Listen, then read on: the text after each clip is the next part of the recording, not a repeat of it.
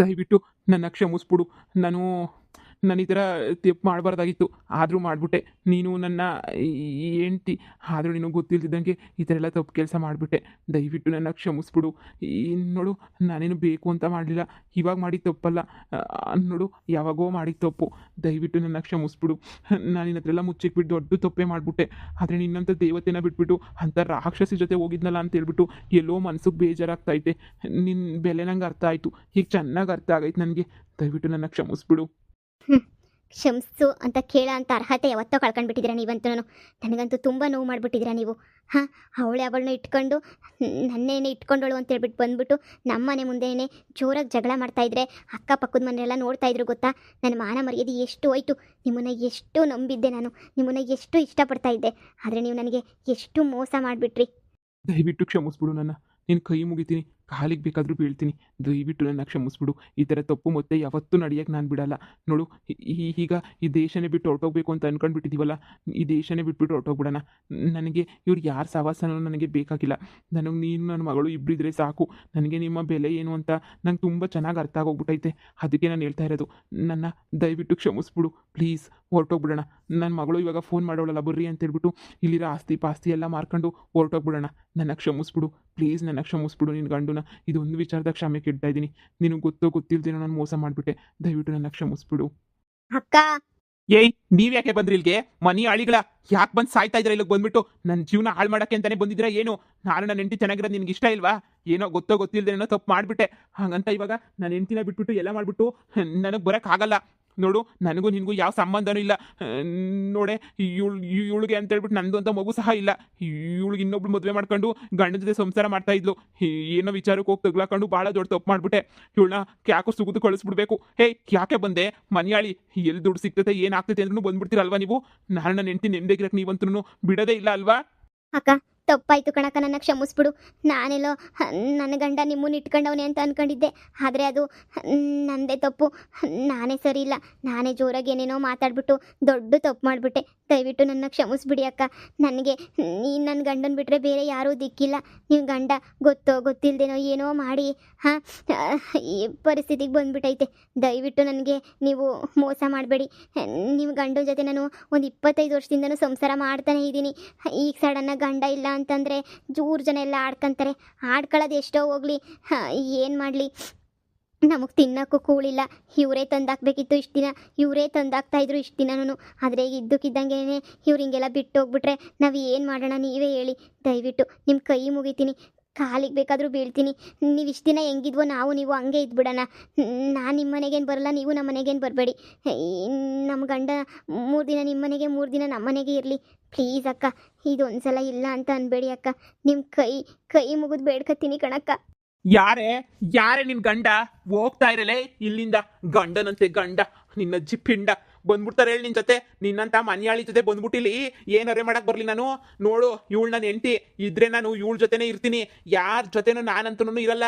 ಸುಮ್ಮನೆ ಹೊಂಟೋಗ್ಬಿಡು. ನನ್ನ ಹೆಂಡತಿ ಜೊತೆ ನಾನು ಪಾರಿನ್ಗೆ ಹೋಗಕ್ಕಾಗಲೇ ರೆಡಿ ಆಗಿಬಿಟ್ಟಿದ್ದೀನಿ. ನಾನು ಇವಳ ಜೊತೆ ಹೋಗ್ಬಿಡ್ತೀನಿ.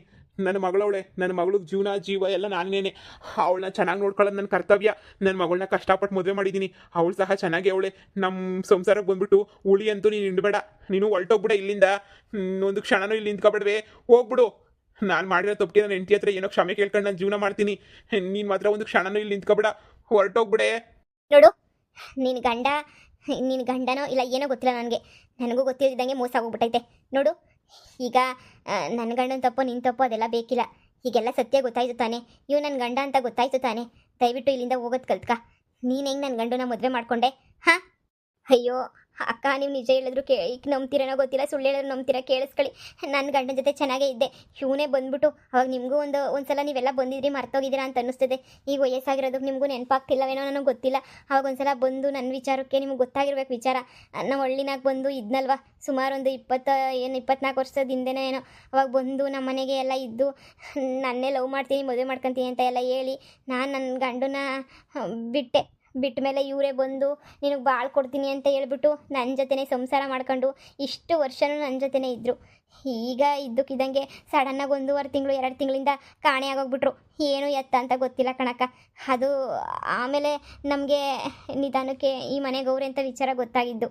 ಅಷ್ಟೇ ಅಲ್ಲದೆ ನಾನೇ ನಿನ್ನ ಸಂಸಾರ ಹಾಳು ಮಾಡೋಕ್ಕೆ ಅಂತ ನಾನು ಮದುವೆ ಮಾಡ್ಕೊಂಡಿಲ್ಲ. ನೀನು ನಿನ್ನ ಮಗಳು ಇಬ್ಬರೂ ಆಕ್ಸಿಡೆಂಟಾಗಿ ಸತ್ತೋಗ್ಬಿಟ್ಟಿದ್ದೀರಾ ಅಂತ ಹೇಳ್ಬಿಟ್ಟು ನನ್ನ ಹತ್ರ ನಿನ್ನ ಗಂಡನೇ ಬಂದ್ಬಿಟ್ಟು ಹೇಳಿದ್ದು. ನನ್ನ ಹೆಂಡತಿ ಮಗಳು ಇಬ್ಬರು ಸತ್ತೋಗ್ಬಿಟ್ರು. ಈಗ ನನಗೆ ಯಾರೂ ದಿಕ್ಕಿಲ್ಲ.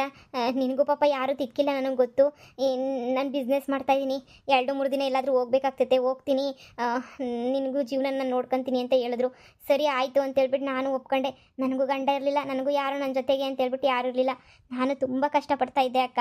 ಅದಕ್ಕೋಸ್ಕರ ನಾನು ಏನೋ ಇವ್ರು ಒಪ್ಕೋತಾರೆ ಮಾಡ್ತಾರೆ ಅಂತ ನನಗೂ ಗೊತ್ತಿರಲಿಲ್ಲ. ಹೆಂಗೋ ನನ್ನ ಜೀವನಕ್ಕೆ ಇಷ್ಟು ದಿನ ತಂದಾಕಿ ಚೆನ್ನಾಗಿ ನೋಡ್ಕೊಂಡ್ರು.